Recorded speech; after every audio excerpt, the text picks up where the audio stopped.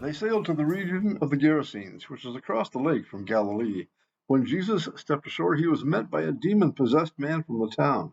For a long time, this man had not worn clothes or lived in a house, but had lived in the tombs. When he saw Jesus, he cried out and fell at his feet, shouting at the top of his voice, "What do you want from me, Jesus, Son of the Most High God? I beg you, don't torture me." For Jesus had commanded the impure spirit to come out of the man. Many times it had seized him, and though he was chained hand and foot and kept under guard, he had broken his chains and had been driven by the demon into solitary places. Jesus asked him, "What is your name?" "Legion," he replied, because many demons had gone into him, and they begged Jesus repeatedly not to order them to go into the abyss. A large herd of pigs was feeding there on the hillside.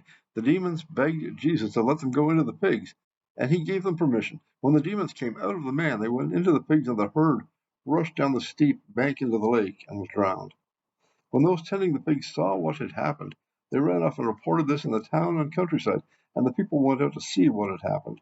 When they came to Jesus, they found the man from whom the demons had gone out, sitting at Jesus' feet, dressed and in his right mind, and they were afraid. Those who had seen it told the people how the demon-possessed man had been cured. Then all the people of the region of the Gerasenes asked Jesus to leave them, because they were overcome with fear. So he got into the boat and left. The man from whom the demons had gone out begged to go with him, but Jesus sent him away, saying, "Return home and tell how much God has done for you." So the man went away and told all over town how much Jesus had done for him. There is some confusion about where exactly Jesus and his disciples landed, but we know that it was a Greek region around the Sea of Galilee, which was probably made up of several self-governing city-states.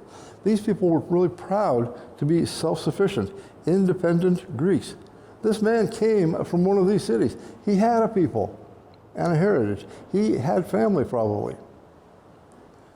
But he couldn't be with them, or he chose to stay away from them because of what had happened to him. For us, it would be like saying that someone is from Nagercoil or Nairobi, Lahore, Toronto. When Major Amy Jo first met my family, this is a great story, and it's the story that I'm telling is not even part of it. It's just a little part of it. But when she met my family, she said, "Where are you from?" They took the atlas off the shelf, started flipping through the maps, and found South Dakota, and started to describe it and go, "Oh, you must know farmers. What do they grow? It looks like corn, soybeans. Your family must like to hunt and fish, too. Looks like there's a lot of little lakes and two rivers that run through your state. There's got to be a lot of good fishing there. Oh, the northern prairies are home to plenty of wild game. Oh, your state bird, the pheasant. Pheasant sounds delicious. Do you like pheasant?" "Yes, I do." I discovered that really quickly. Pheasant is a really good bird. But everyone comes from someplace which has shaped us much more than we often realize. It has made us who we are. Where we come from is literally written into our bones. No matter where you die or where you are buried, when nothing is left of you but bones, scientists can use those bones to tell almost exactly where you were born and raised. 1,000 years from now, some archaeologist might find one of us or all of us and go, "Oh, wonder where they were from," and do some testing on it. Go, "Okay, so-and-so, he was from, not Nairobi, but 20 miles south of Nairobi." and Neil, yeah, he lives in Nashville now, but yeah, he was from Kerala in India.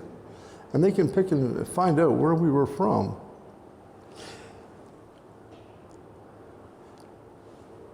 Well, we do not know what exact city this man came from. He had not always been the way that Jesus found him. He had been a vibrant, living part of a city. And now, he was dead. He was dead to his friends. He was dead to his family. Yes, he was alive and breathing, but living in the tombs, trying to stay away from people. And people trying to stay away from him. Like Major Amy Jo said, I see some guy that's naked with a few chains dragging off him, walking down the street toward me. I'm going to turn and go the other way, or I'm going to call the police, or I'm going to hopefully hopefully I would be kind enough to try and engage with him and talk to him and see if we could help. But I think most of us are just going to go, okay, no, I'm not going to, I've got somewhere else to be.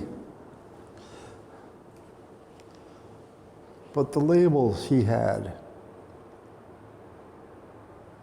he was possessed.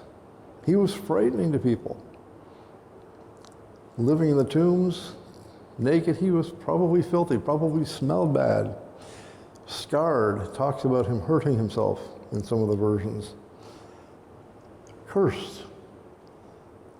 Stay away from him. Every parent to their kids, stay away from him. If you see him, stay away from him. He was labeled with things that he wasn't deserving of. Unfortunately, by the time he encounters Jesus, very little remains of the man from the city that had friends at one time and family, who was possessed with demons, and he had not put on clothing for a long time and was not living in a house. Whoever this man was had been replaced with what he had become, possessed, naked, homeless. Many have come to believe that the man was mentally ill. In verse 29, we learn that the demons had seized him many times, and he was bound with chains and shackles and kept under guard, and yet he would break those chains and be driven by the demons into the desert. The labels are piling up: possessed, naked, homeless, insane, violent, criminal, uncontrollable, self-destructive, dangerous. Here is the problem with labels. For so many people, that is all they seem to be. When you see a person's Facebook page, you see one thing, but there are far more than that page. When you look at a person's Instagram posts, there's far more than the pretty pictures they put up there. For so many people, that is what they seem to be when we see them. Whatever substance there is underneath the labels has been completely covered over. The American author Kurt Vonnegut understood this when he wrote, "We are who we pretend to be, so we must be careful about who we pretend to be." It's fascinating that when Jesus asks the man, "What is your name?" it is not the man who answers, it is the demons. They say, "We are legion." It's like a chorus of voices that says, "We are many," about all of the demons that have possessed this man. It is the very things that have taken over his life. How often are we tempted to give similar answers? We describe our lives with what we are rather than who we are. We often start by saying, "This is what I do," before we even give them our names. We describe our lives with what instead of who. We are a nationality, an occupation, a culture, a subgroup, a region, a religion, a role, a generation. We have placed so many labels on ourselves that for many of us the real answer, the genuine answer underneath our labels, that we are a beloved child of God, created with a plan and purpose to live out holy lives, is an answer that we can scarcely believe or say. The natural reaction to a God who brings healing and wholeness, who tears off our labels to reveal his creation, should be joy, should be happiness, we should be thrilled about this. But often, it's fear. Too often, it's fear. From the very, very beginning, this story takes on a sort of dark horror quality. It does sound like a horror movie when you start to read it. Demons, tombs, broken chains, runaway herds of pigs rushing into the ocean and dying.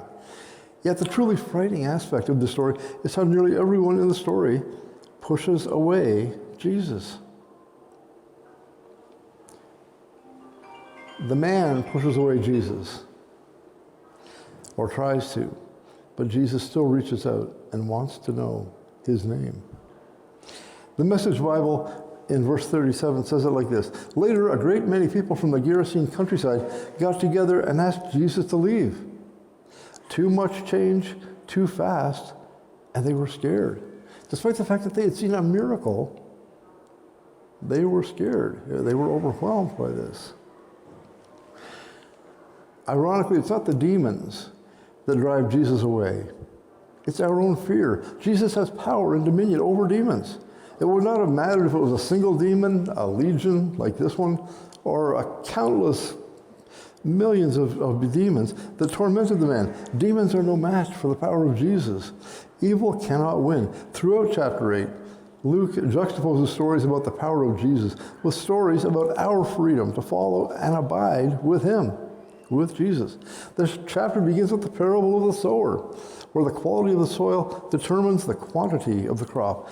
Luke tells us about the power of a tiny lamp to light a whole room. And Jesus calms the storm. These stories are right up against the story of Mary and the brothers of Jesus coming to see him, where Jesus declares, "My mother and brothers are those who hear God's word and put it into practice." Luke ends the chapter by recounting how Jesus raised a dead girl to life and healed a sick woman without even touching her. Remember the woman with the issue of blood that sought him out in a crowd, just reached out, just touched his clothing, just the bottom of his robe. And that was enough to heal her, and he knew what had happened. That's one of my favorite stories, that he knew. And somebody just touched the thread of a garment.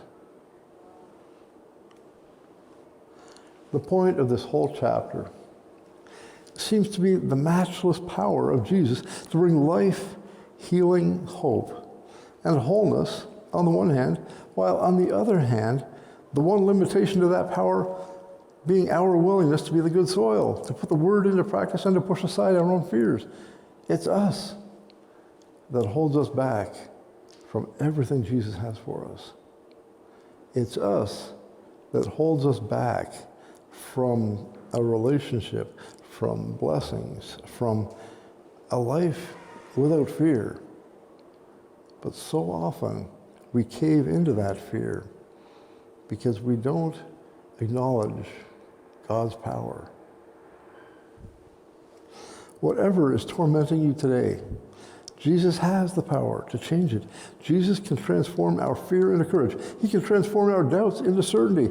He can transform failures into victories. He takes hearts full of sin and evil and cleanses them to be pure and holy.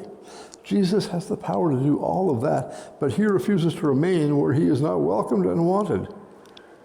I don't have a story as good as this one, so this is a story about my wife when she was younger. Like I say, she has lots of good stories. Me, I probably have some. I'll have to remember them. Getting too old to remember them all. But when she was 14 in her first year of high school, she was running in the hallway trying not to be late for her next class. You already see where this is going. And running as fast as she could down the hall so she wouldn't be late for class. You know, in grade 9, your first year of high school, you are terrified. You are scared of the teachers. You are scared of the janitors. You don't know where you're going. So she was probably not sure where she was going or running to class. And so she was doing what she wasn't supposed to be doing, running in the hallway of the school, trying not to get into trouble for doing what she was not supposed to be doing, being late for class. And she fell down the stairs and broke her ankle. Instead of asking for help, she got up and limped to class, and guess what? She was late. So later that day, she hobbled about 1 kilometer back home. When she got home, she had chores to do, but could barely walk. So she got some pillows, some ice, and tried to relax on the couch. Makes sense, you know, but she hadn't gotten her chores done. When her mom got home from work, she was upset that she hadn't done even one of her chores. She said, "Amy Jo, get over here and explain herself." That's when Amy Jo threw the blanket off a very swollen ankle and said, "I can't walk." And she finally got the help she needed. And that ankle still gives her trouble some days. As we think of that story, we know for certain that no one wanted her to continue to walk on a broken ankle, but she was too ashamed of doing what she should not be doing to admit that she needed help, to admit that a part of her body was broken because of her carelessness and her negligence. We don't like to admit when we've done something wrong, and often it makes the problem worse and worse, and it just keeps adding on to it. And we do that on a spiritual level. We are too ashamed. We haven't been praying enough lately. We've been ignoring our Bible study time. We've been not coming to worship as much as perhaps we should. We've been watching something on TV that we shouldn't be watching. There are lots of things that pull us away from God, and we're ashamed and afraid to seek the healing we need from the only one who can heal that brokenness and make us whole. Instead, we slap a label on our pain and keep limping along. Jesus sees our every weakness. He sees past all of the labels. He sees past your Facebook pages. He sees past all of the things you want people to see. People might see them and be fooled. Jesus sees right through them. He knows what we need. His desire for our lives is healing and wholeness.